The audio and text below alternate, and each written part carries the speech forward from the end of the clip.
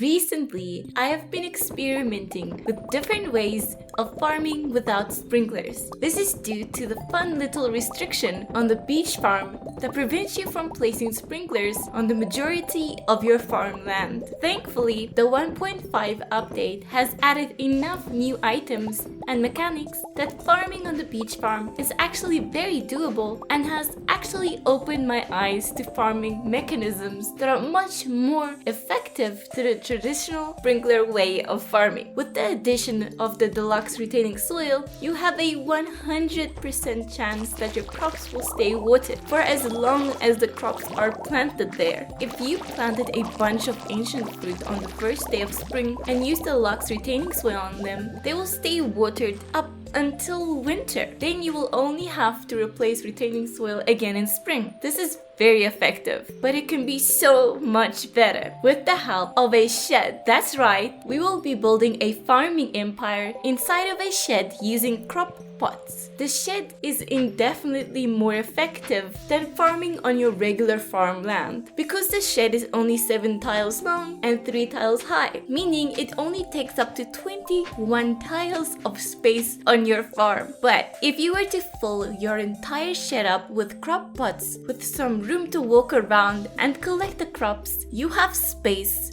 for over 100 crops. Yeah, you heard right. 100 crops. Meaning the shed takes 21 tiles of your farm, but it actually gives you 100 tiles of plantable crop space. Meaning you can really turn any farm into a mega farming corporation. And all of this is made possible with the new deluxe retaining soil. If you want to know how I grind up hundreds of this retaining soil, check this video here. I go through a couple of techniques and tips that make farming retaining soil very easy. So now that we have all of the retaining soil we would ever need, the next thing we need is a ton of crop pots. At least crop pots aren't very expensive to craft. They only cost 1 clay, 10 stone, and 1 refined quartz to craft. If you are low on clay or stone, the video I mentioned earlier has tips to collect tons of clay and stone, and farming tons of refined quartz is pretty easy. What I did to farm tons of this stuff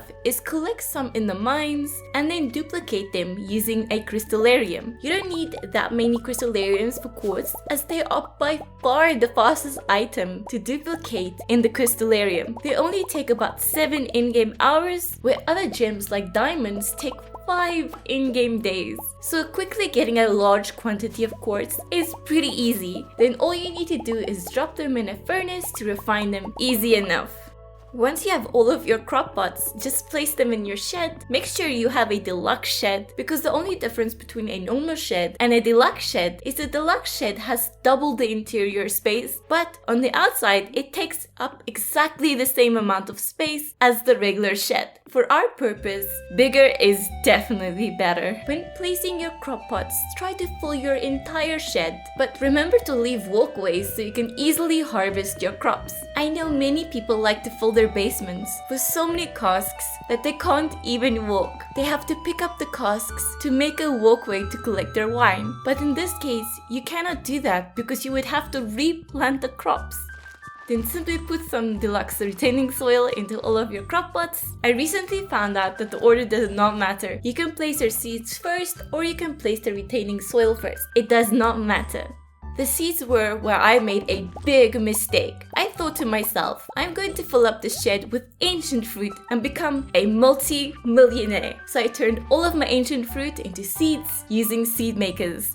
And I was ready to start planting, but that just wasn't going to happen. For some reason, you can't place ancient fruit in these crop pots. It says the roots grow deep and the ancient fruit crops won't be happy here.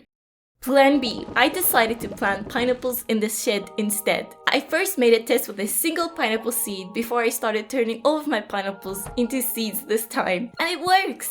So, pineapples it is. If you're planning to do this farming technique, I would recommend planting crops that regrow and don't need to be replanted. You can grow anything you want in here, because when growing something indoors, the season does not matter. Just like how I'm planting these pineapple seeds on my shed during winter. So technically, by using sheds, crop pots, and retaining soil, you're basically making another greenhouse, meaning you can make as many greenhouses as you want. Think about it. Imagine you made like 10 of these sheds filled with crops. All of the crops in each of those sheds will never die, no matter what the season. They will continue to grow forever, and with that, you can start to make insane amounts of money.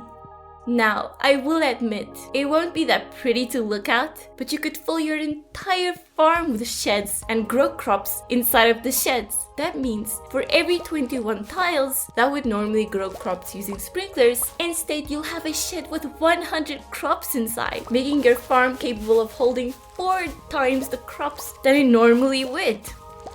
Coming back to the sheds after 21 days, I now have a bunch of pineapples just ready to be harvested. Pineapples regrow every 7 days, but you can put coffee or cranberries in here if you want. But I find pineapples to be very profitable. Now, you could just sell the pineapples as they are, but to maximize profit, I decided to turn all of the pineapples into pineapple wine and pineapple jelly. I do think that the wine is more profitable, but I had a small shed full of preservation bins, so why not use it?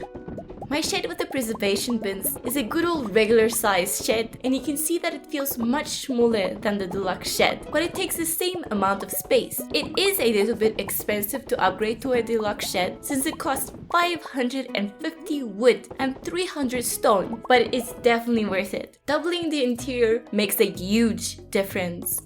Since pineapples take 7 days to regrow and wine takes 6 days to produce, you will have a very consistent supply of crops to turn into wine, and you will definitely produce more wine than your casks can handle. You can age some of the pineapple wine in casks if you want to, but I would recommend saving the casks for something more profitable like starfruit or ancient fruit. Just selling the pineapple wine as it is good enough because of the large amounts you can produce. Okay, let's sell the wine and jelly I managed to produce from these pineapples I harvested. Wow, pineapple wine sells for 1,260 gold each, and the jelly sells for 910 gold each. That is impressive, totaling almost 250,000 gold. And we have a weekly supply of pineapples. This is an extra 250,000 gold a week from just a single crop shed. The possibilities of this are endless, and I would love to fill up my farm with more of these little crop houses, but I only realized this technique now, and my farm is pretty full already.